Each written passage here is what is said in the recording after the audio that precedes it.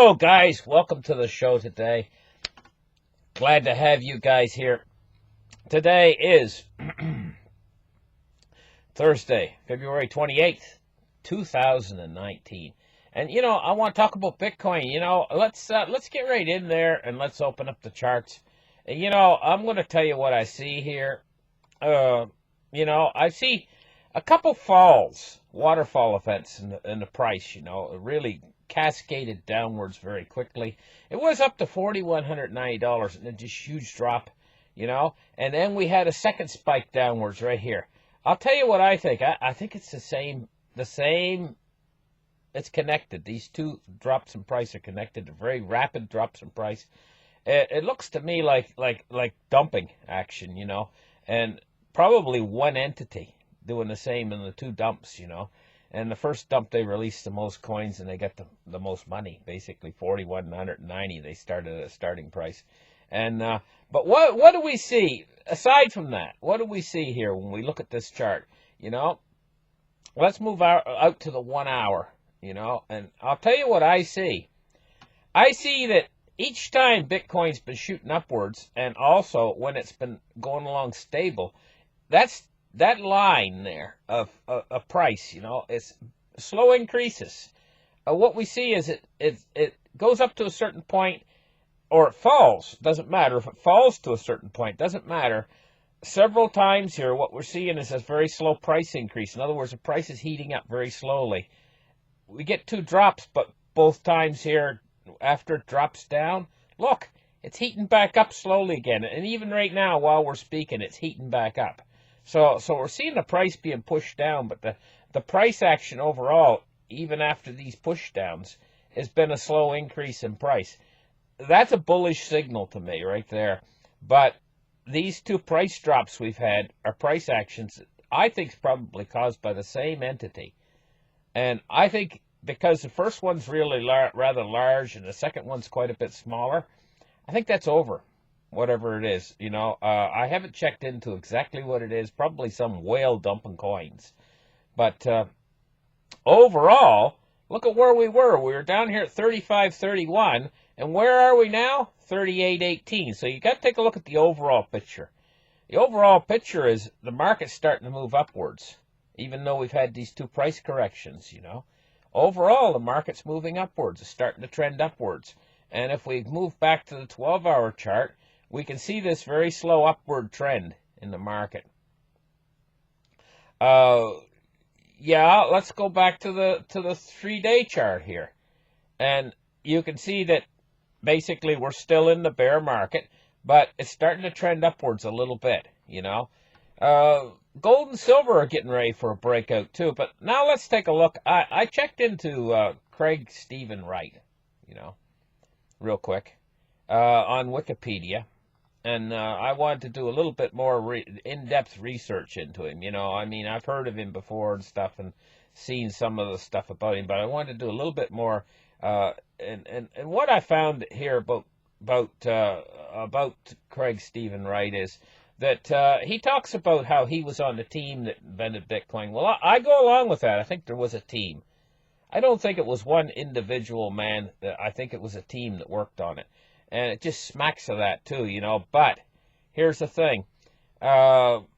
He's never put any verifiable proof in that it was actually, there's no real proof of this. So it's up to if you're a person that's studying this and stuff, it's up to you to decide, to read the case, and decide on it yourself, whether he was actually Satoshi or not. That's a personal opinion that a person would have, that they would have to decide on themselves after doing a bit of research into Craig Stephen Wright. But now let's move on a little bit more here, and let's take a look at cryptocurrency market capitalizations. She's back up over 130 billion, 52.2% Bitcoin dominance today. And there's been a couple bullish things that have happened quite recently for Litecoin. Litecoin price hasn't reflected the good news for Litecoin yet. But Litecoin is standing at $46.29, and it's up 1.04%, And I wanted to talk a little bit about Dash today. You know, Dash is number 15 on the coin market cap. Let me highlight it. If it doesn't highlight, how come it highlights everything? I just want to highlight Dash. Okay, here's Dash. Number 15 on the coin market cap. They got a $719 million, almost $1 billion worth of capital. And Dash is at $83.11 for a whole coin. You got to understand, there's only 8 million Dash, 8.6 million Dash out there. That's not a high quantity coin. Like when you go into a coin like IOTA, for instance, this one right here next to Dash in the 14th position, there's over 2 billion coins out there. Now go into a coin like Bitcoin Cash, even 17.6 million coins. And they're $133. But look at Dash down here. They only got 8.6 million coins. And their price, $83.11. Now, what's special about Dash right now is Dash has been working a long time on a special wallet. And the wallet's called the Evolution Wallet. And you know what? They're getting it just about completed. I'm working a long time on it. And I was looking at it this morning. And it's going to kind of combine. The wallet looks to me like it's going to kind of combine a regular wallet, kind of like with a Facebook sort of a thing, you know, where you're going to be able to put your picture on the wallet and everything, and you're going to be able to pick your own names and everything for the other people that you want to send money to and stuff. It's a very interesting wallet, and it looks like it's going to simplify cryptocurrency transactions. Dash is quite a coin. It's a very interesting coin. It hasn't went away, and right now at a price of only $83 a piece, you know, I could see Dash moving upwards later when they get this wallet fully developed, you know, that they're working on, and they get it all integrated, working real good. I could see Dash moving up in price. Now let's take a quick look at silver here. You know, silver and gold right now, do not underestimate them. You know, they're getting ready. They're staging themselves and getting ready for, I believe, for a breakout to the upside that's coming in the next, probably before the end of 2019. You know, and do not underestimate the power of gold and silver, real gold and silver that you can actually hold in your hands, folks. You know, cryptocurrency's great, but do not underestimate gold and silver. Let's take a look at the gold price this morning. 1324. We see gold shooting upwards this morning, right up to the middle of its range, you know. And so it's up $5.40 on the day. And I'll tell you, you know, gold and silver is always going to have its place in the financial system. Cryptocurrencies are a very unusual beast. And what I mean by that is some cryptocurrencies are going to try to take the position of gold and silver. But there's other cryptocurrencies that are going to be more used for more utilitarian purposes of like currency. Like they're priming themselves to take the position of the fiat currencies we have now. And now, listen, this is very important, what I'm going to tell you next. Cryptocurrencies have been a huge speculative investment. And we had a speculative bubble back when cryptocurrency, Bitcoin, went up to $20,000. The driving force that's going to drive cryptocurrencies to infinity heights, to massive heights in price, is going to be this economic crisis that's coming, that's going to start with a recession. What's going to really make the crisis part of it all is the Fed is going to respond to this recession. I've been watching the Fed very carefully, and what they've showed me is this Fed we have now is not the same Fed we had back when we were under Bernanke. It's not the same Fed we had when we were under Chairman Yellen. This new Fed that's under Powell is a different Fed. This Fed can turn dovish so fast.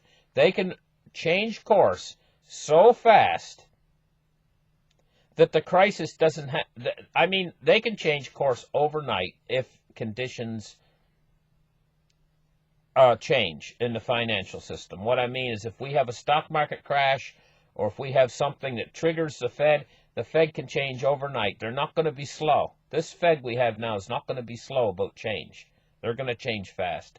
And they are going to go back to quantitative easing. They are going to go back to lowering interest rates if they have to. They're going to do whatever it takes. I can see that now. This Fed we got now is going to do whatever it takes to stop an economic crisis. And by gosh, we got an economic crisis coming down the pike. It's going to start as a recession. It's their response to this economic crisis that's going to act as a driver for cryptocurrencies and gold and silver. Now, you guys been warned. Wait for it. It's coming. There is a recession coming. And when this recession starts, we're going to see the driver come into effect for gold, silver, and cryptocurrencies. So I know most of you guys are packing gold, silver, and cryptocurrencies. So listen to my show. You got to wait for it, guys. It's coming. It's coming soon. I know we've waited a long time. A lot of you guys out there are getting tired of waiting. You've been holding this stuff, and you've been watching all three of these asset classes, cryptocurrencies, gold, and silver, get crushed, absolutely crushed for the longest time. And now at this point, I mean, some of you may have even sold a little bit of your silver or sold a little bit of your gold or even sold a little bit of your cryptocurrencies off. You know, and you're still holding some. Be patient. This is coming. When this driver hits, the driver being the Fed's reaction to the recession that's coming, you're going to be paid off richly for being a HODLer. You just got to hang in there, guys. Honest. This recession is coming. There's a slowdown starting. We always get low unemployment just before the next recession comes. This recession is going to be very special.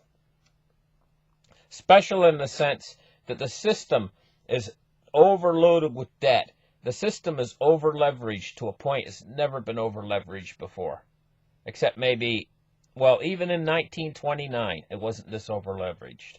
So this driver that hits is going to be like nothing you've ever seen before. And it's going to be reflected in gold, silver, and cryptocurrencies. But there's also more. Like, just like the guy that comes out and he's selling you a cheese grater on the shopping channel. He says, but wait, there's more? But listen, guys, wait, there's more. When this driver hits cryptocurrencies and cryptocurrencies start to exceed a certain market capital, now I'm going to guess what the market cap will be. Probably when Bitcoin itself goes over $3 trillion in market cap. And believe me, when this driver hits, it'll drive cryptocurrencies up to these prices. Something weird is going to happen. And what it's going to be is, it's almost like a black hole. When you pass the event horizon and you get too close to a black hole, there's no escape anymore, and the black hole sucks everything in. Cryptocurrencies is going to act like that black hole. It's going to be going up in value so quickly, while the dollar and all of the other fiat currencies are going to be losing value so quickly, that everybody and their dog is going to know about cryptocurrency at that point. And it's going to be like a black hole. It's going to start sucking up all of the world's liquidity and being transferred. And this is called a wealth transfer. This is going to be something that's never happened before. It's never going to happen again. Conditions have to be just right for this to happen. You have to have the perfect storm. And the perfect storm is coming. And what it's going to do is, it's not just the fact that they've mismanaged the fiat currencies. It's also the fact that we have a new technology here that enables money to be transferred across the internet. Adoption has already been taking place with cryptocurrencies, and the playing field has already been created for this. The cryptocurrencies have already positioned themselves to handle all of the world's exchange just like fiat. fiat has been mismanaged to the point now, and when it hits a certain point, when cryptocurrency's market cap gets up to a certain point, probably about $4 trillion, with Bitcoin probably holding the majority of that.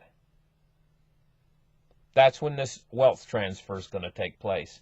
And everything's going to come piling in all at once. And it's just going to be an explosion. It's going to be an upside with no downside. It's going to be not a bubble, not a speculative bubble anymore, but these coins like Bitcoin are going to become, they're going to become so valuable that they're going to move into another class. And what's going to happen is we're not going to have to worry about the scaling issues on Bitcoin anymore, because there's going to be very little Bitcoin movement.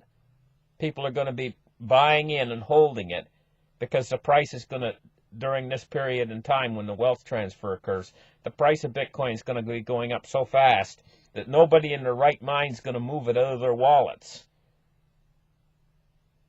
There's going to be less volume of transactions than there is now. The transactions are going to fall. The only transactions that are going to be is people mostly just buying in, you know? And Bitcoin can handle that. It's proved that it can handle that before, and it'll handle that again. Okay, the transactions for a short period of time when Bitcoin's shooting to the moon will probably increase somewhat from people buying in, but then you'll find that once it settles at a certain level, the transaction volume will start dropping off again.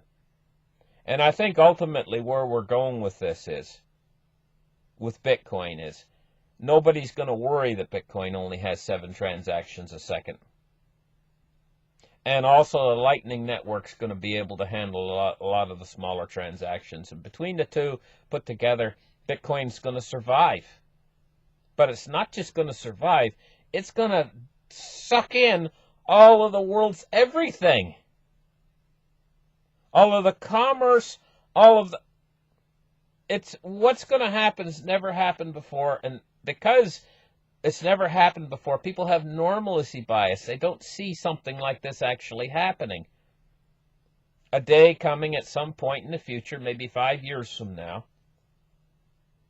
when you could sell your house, you could sell your car, you could sell everything you own and buy Bitcoin, and you'd only get 0.01 or something like that. You know, and this is when the vast majority of your friends and your neighbors are going to buy in. You know, and what's that going to do to the people in my audience right now who maybe have a half a Bitcoin or a whole Bitcoin even, or even 2 or 3? What's that going to do to you?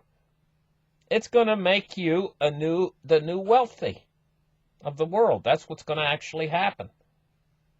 But this is not going to be a good thing, because this transfer of wealth is going to actually make a lot of other people on the other side of this trade poor that are rich right now. And it's going to cause disruption in the world. And for the people that aren't prepared, there's going to be what you have now in the world. You walk down the street. If you live here in North America, you walk down the street and you do not see people sitting on the street corner starving to death. Well, okay, I just got back from Bucharest, Romania. You walk down any street there, you'll see people sitting in a heap of rags with their hand out begging. You know, and yes, they're not starving to death, but we don't see that so much here in North America. Prepare yourselves. You're not just going to see a little bit of it, you're going to see a lot of it when this wealth transfer occurs. You're going to walk down the street and you'll see hundreds of people in tents. And these people right now have good jobs and everything else, but what it is they're not invested in the right things. They're all invested in the dollar. Some of them are going to, if you walk up and talk to them, they'll be sitting in a heap full of rags with nothing to eat, and you walk up and talk to them, and they'll tell you how they had $1 million. But the dollar is going to go into a hyperinflation, and so is all the other fiat currencies, because they all been mismanaged. And the recipient of all of the wealth in the world is going to be the three ways out of the dollar. There's only three ways out of the dollar: gold, silver, and crypto. And I mean, this is such a weird situation. You would think, with a world as big as we have, with so much, what's the word I could use? So many different things, you know. You'd think that there should be other ways out of the dollar. There should be at least a dozen ways out of the dollar. But no, there's not. There's only gold, silver, and cryptocurrency. And before we had cryptocurrency, there was only gold and silver. Now we have a third way out of the dollar. And all of these three assets don't have counterparty risk. Everything that's connected to the dollar is low to a counterparty risk. And oh, by the way, guys, if you store your silver and gold with a vaulting company, immediately that gold and silver changes. When it's in your own hands, it has no counterparty risk. As soon as you store it with a vaulting company, it takes on the counterparty risk of the vaulting company you store it with. In other words, if the bank owns that vaulting company, if suddenly there's a financial shock to the system and everything starts to fold in, there's a credit crunch and everything else, credit is stopped, the banks stop interbank lending, and everything starts to fold in around itself, all of these creditors are going to come after their money. In the banking system, the bank said, oh, credit to another bank, the bank is going to want their money, and this bank's going to want their money. Everybody's going to want their money simultaneously. And what they're going to do is they'll close these vaulting companies. They'll shut everything off and stop any movement of gold and silver in or out of the vaulting company. And then a Brinks truck will pull up and they'll take that gold and silver that's in the vaulting company someplace else where they can figure out who owns what and who owns who. And if you're a small guy, if you're a small fish and you got some gold and silver with a vaulting company and they take it away with the Brinks truck overnight because there's a giant banking problem in the system, you're going to have a hard time getting it back. You might have to wait 6 months, a year. You might have to file through all kinds of different paperwork, you know, and eventually you might get it back or you might not. I would say you probably would get it back, but the hoops that you're going to have to jump through is going to drive you crazy getting it back, you know. In other words, good luck with that, getting it back, getting your gold or silver back. And they might not even give you your original bars back. They might give you generic bars of some sort when they finally you prove yourself right. And you show them all the paperwork verifying that you're the owner, and they finally give it back to you maybe 6 months or a year later. It's probably not even going to be the same gold and silver that you gave them in the first place. Or they might try to settle with you in hyperinflating dollars. You know, this is the kind of world we're living in now. You got to protect yourself. You know, thank you guys for listening. I know I rambled on a little bit, but there was a lot to talk about and a lot to cover. Bye-bye, guys.